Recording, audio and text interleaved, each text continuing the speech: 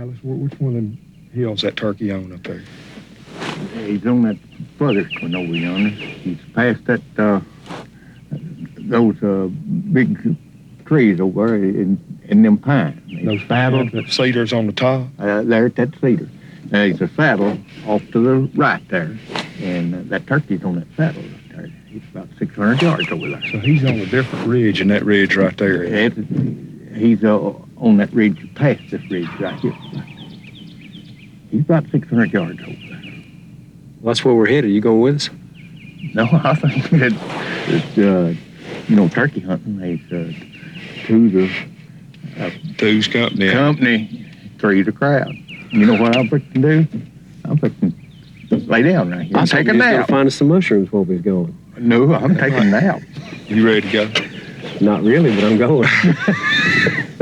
Grandpa's so slow, but he'll get there. That's right. Well, you boys have a good trip. Chuck, look how this is tore up. There's ankles and scratching everything. Quite scratching. We can't be more than 200 yards. Got a little saddle between us and him. That turkey's been over a goblin for a solid hour and a half. By himself. Look at this scratching, man. He's been looking for a hen all morning. I think this might be his chance to find it. Over here. Let you take that brush. Hallis Phillips, our hunt host, has been listening to the bird all morning. Hallis has offered his local knowledge thanks to the friendship of Rick Aldridge and Bob Harkrider. Turkeys in this type of mountainous terrain will lay claim to an area and are often reluctant to move, at least until you get on his level.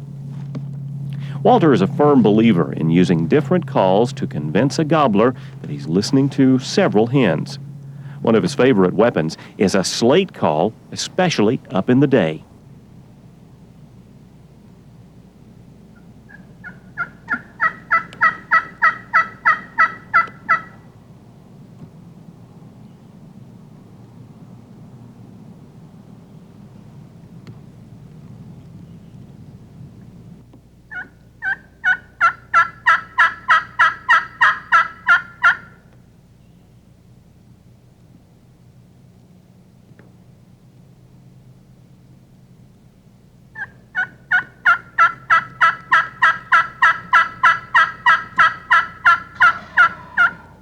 Friction calls by far produce the most realistic hen sounds.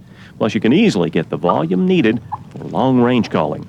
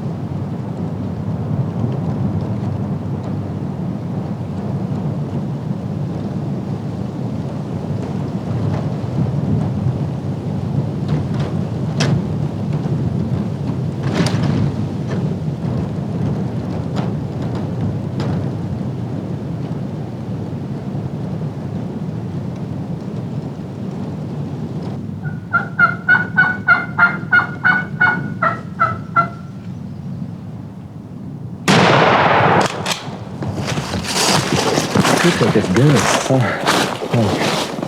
It's a little easier going downhill, especially when you got a big gobbler on your back. You may pack your gun for you? We're almost to the truck now, and you want to pack my gun? All right, you know what? Getting on a turkey like that, we've hunted that turkey since 8 o'clock this morning. Sure. Roger Hook was here with us, and he left here exactly an hour and a half ago. And that turkey was still gobbling. He had to go meet some people from the NWTF. He Right. said, man, I wish I could go. But, you know, the key is getting up there, and as Harold says, get in his kitchen. That's right, and we did. I mean, we come up here, and that's the best sign that we've seen since we've been here. Jeep road tore up. That's his strut zone. He's been there with those hens, and we felt like he'd come back, and he did. So many times people will set up like we did on another ridge. That turkey cut you off calling this morning and thinking he's going to cross one of these steep hollers, and sometimes they will. Right. But after 2 or 3 hours of him staying up there in that area gobbling, Solid gobbling. yeah, a guy needs to realize, hey, that's his area. These turkeys in this kind of country, they'll pick them a knob. You know, they got them a ridge they're going to This prefer is some to rough use. country, I'm telling you what. Hey, bud, You think you's elk hunting here now. I guarantee you, but once you get up there, it flattens out. You just take your time. A turkey's not going anywhere usually. That's right. Take your time, work up there, and then work down with about 23 pounds of Slow. gobbler on your back. Man, that slate sounds I'll good. tell you what, you're going to have to start packing your own water. I'm tired of you drinking my water. You're pretty good packing, you. Take this gun.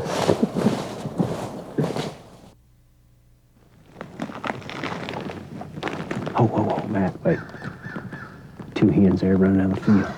There you go again. 2 of them, wasn't it? Yeah, there's 2 of them there across the field. Now let's go around the edge right here. Okay. Walter Parrott and his 13-year-old nephew, Matt Jackson, are trying to get a good position on some gobblers on this opening day of Missouri's spring season. These turkeys started gobbling around 9 o'clock in the morning because they lost the hens they had earlier. This is a great situation if you can set up and get a gobbler's attention before he gathers some more hens.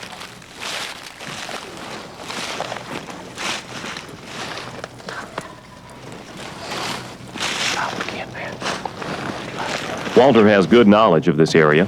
He's hunted it for years, so he knows the habits and strut zones. Successful turkey calling requires the proper setup. Now, these guys are going to get fairly close and make sure there are no obstacles like fences or creeks between them and the gobblers.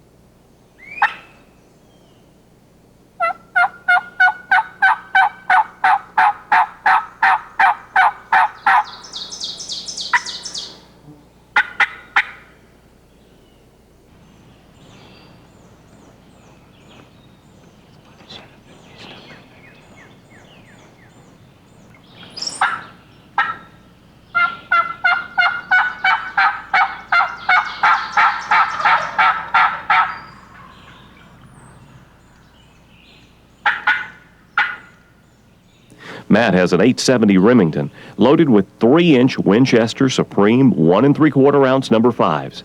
An excellent combination for a youngster his age.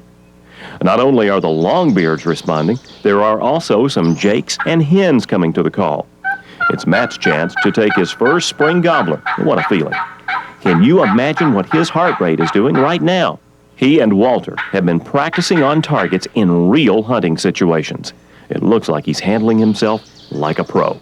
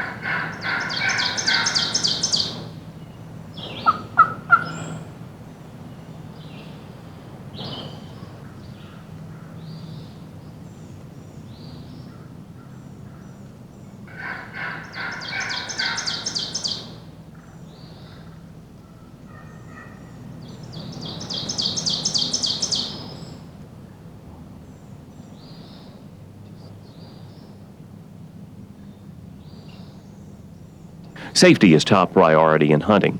This gobbler swings high, leaving the cameraman, Chuck Jones, right between Matt and the longbeard. Matt can only wait and hope the bird moves back into a safe shooting zone.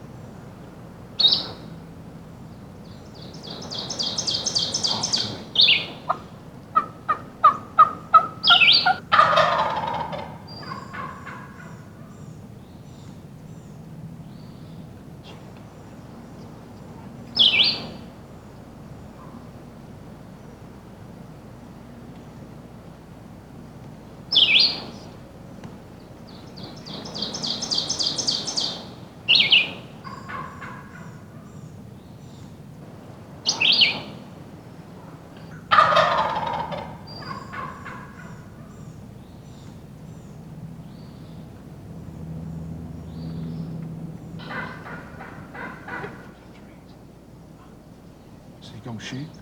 Huh?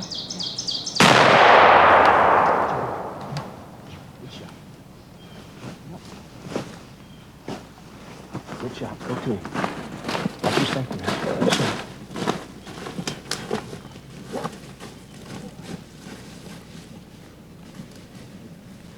All right, Mr. Longbeard Killer.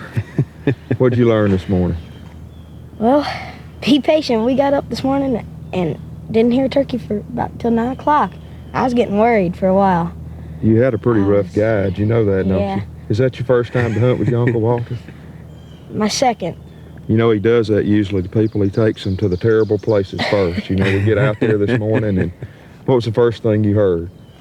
An owl. Well, a man with an owl call. How'd he sound? Did he have an owl call, you think? Yeah, I think he had an owl call. He definitely didn't have a Knight Hale, did he? I don't think he did. No. You know, your Uncle Walter says, that turkey's right over there. Let's put the decoys out right here, you know, and he makes us put the decoys out. Didn't And hear it. Look, he even had you pick a tree and sit down and put your head down on it, didn't he? Mm-hmm. And then, But you know there was a turkey. You know there was a turkey there. That old Yeah. boy wouldn't have been there otherwise, would he? that's right. Precious Memory, that's the name of this video. They're not always made by older people or senior citizens. A lot of my precious memories and a lot of my friends' precious memories are made by kids. And we need to think about that because kids, it's the future of hunting for all of us. Okay, so if you have a son or you have a daughter, it doesn't have to be a son, it could be a daughter. Take them out, let them experience what it's like in the environment and let them see those turkeys strutting around and let them hear them turkeys gobble in the morning. If you don't have a child, listen, there's nothing like taking somebody else's. The kids will never forget you for it and it'll be an experience that you'll always remember. Some of my greatest memories come from after I do a seminar and the kids come up and say, oh, I went with my granddad or I went with my neighbor or I did this or I did that. You see the expression on their face one time and you'll understand what our future of hunting means and that it's in the hands of the kids and we have to be responsible for that. So remember, If you haven't got a kid, you go find you one, take them out, enjoy the environment. If you want information, get involved with something like the Jake's organization, part of the NWTF, National Wild Turkey Federation.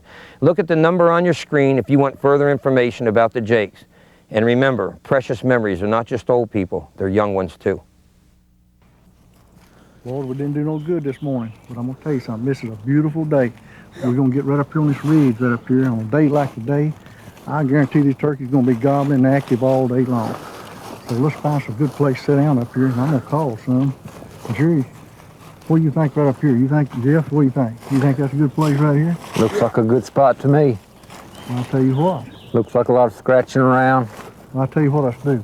Let's just go right over here, right yonder place. Let's get right over there and sit down and do some calling. Okay. Longtime friends and co-workers Jeff Pryor and Jerry Turner are with Harold and David on this spring Kentucky day.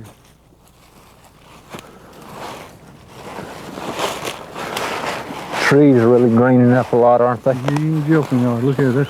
This is turkey seed. This is the time of year I love. Turkey season in Kentucky. Ain't nothing no better, buddy. Not at all. Jeff has been fighting a cancerous brain tumor for 4 years, but the good Lord has given him the strength and desire to turkey hunt again with his close friends. Jeff and Jerry have been faithful friends and workers since the beginning of Knight and Hale, and these guys absolutely love to turkey hunt. The season has been in for 10 days, so turkeys have had lots of pressure. It's the time when finding a gobbler strut zone can pay off.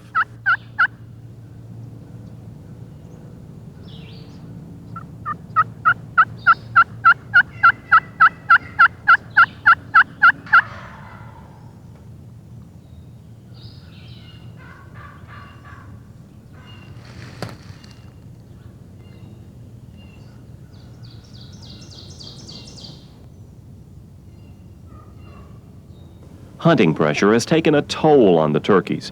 Notice how cautious this gobbler is. Still, the hen sounds coming from an area where he feels comfortable are more than he can stand.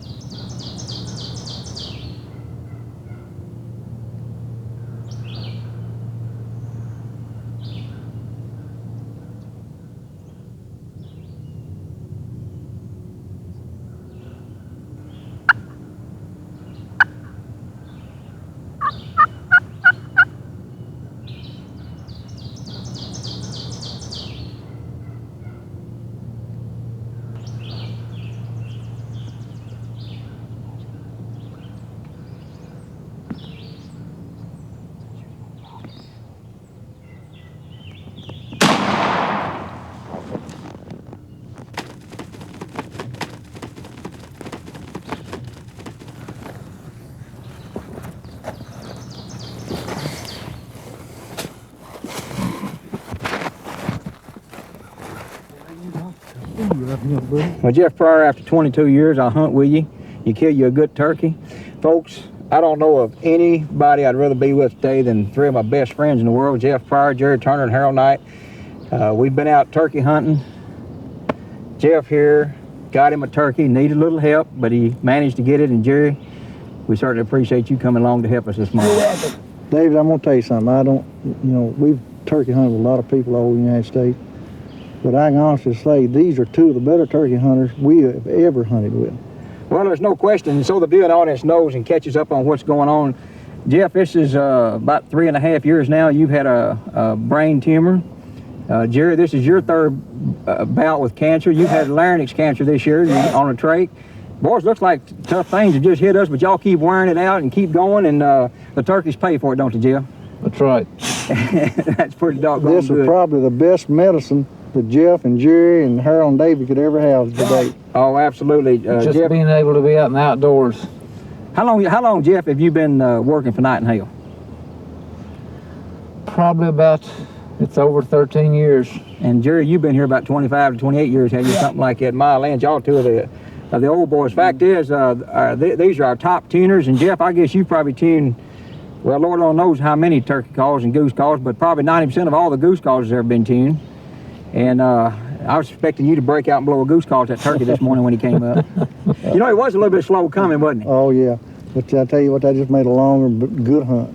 Yeah, it did. And I thought a time or two there, he stood up there and looked at you was going to give it away. You knew better than to move what you was doing, but you couldn't help yourself, could you? That's right. I knew I wasn't supposed to be moving, but his leg just won't hardly hold me up anymore. Well, I'm going to tell you what, it held you up long enough, but you busted that upside the head. And that's a good gobbler. That turkey came up there, and he had all kinds of interest out there gobbling, but when he got up there, he just sort of looked, didn't he? Uh-huh. You've been there on that before, ain't you? That's right. How many turkeys reckon you killed over the years, Jeff? This is my nose, this is my 97th. 97. Since I started. Don't ask since I Jerry. started Don't killing ask Jerry anything. Jerry, I'm sorry I even asked how many turkeys it was, because that's a lot of turkeys, boy, in 20 years, ain't it? How long you been, you said 22 years? I'll tell you something. 24, that's about Jeff 4 years. has been notorious too for calling up turkey. You know, a lot of turkeys get bushwhacked and killed, but Jeff is one that I can honestly say, I'm not gonna say he's never bushwhacked one, but I know one thing, he loved to call a turkey, and he's called many a turkey up and shot. I like to call any kind of wildlife. Yeah. Well, I'm gonna tell you what, son, if the good Lord lets you live another year, I think he will. And I believe it is, because you're going to whip this cancer. Jerry's done whipped it 3 times. I believe you're going to whip it. This will be the second time that I have to whip it. It's a reoccurrence this time around. Well, you know, me and Harold's got to eat up with the dumb butt, but y'all got to whip. We've whooped that a time or two, but he keeps coming back on us. Well, but you know what? I know these turkeys are not going to miss you if something does happen, though. You know, David, we reminiscing over the years and things. I'll tell you what, we laughed a while ago. Some things that happened over the years. You know, we used to have these big cookouts and everything during turkey season. And of course, Jeff and Jerry both, and we guided somebody. And everybody was a trip, wasn't it? We give Jeff somebody was, you know, pretty hard to guide most of the time. I just apologize. Well, you did that on purpose, didn't you, Jeff? He always give you the tough. I don't know. Well, I'm gonna tell you what, boys. I ended up calling some up for him. It worked, didn't it? Well, that's why I put it on him. You could handle it. Yeah. Well, son, you think you got enough energy to get up and go show this to the family? And I'll tell you what, I want to say one more thanks too. Old Greg Klein took you several times this year and tried to help you kill a turkey. Sure did. And I admire him for that and admire you for going. Yeah, I know he's a real good friend. I know times has been tough Dale on you. Perry took him. And Dale Perry took you, Yeah, that's right. Dale's have been a good friend over the years. Well, we appreciate those guys, and we appreciate you boys, and I want you to know that me and Harold love y'all like you's our brother, and as far as I'm concerned, you are. And I hope we get to do the same thing again next year, boy. We are. Yeah. We're going to maybe do it again before next year. That's exactly right.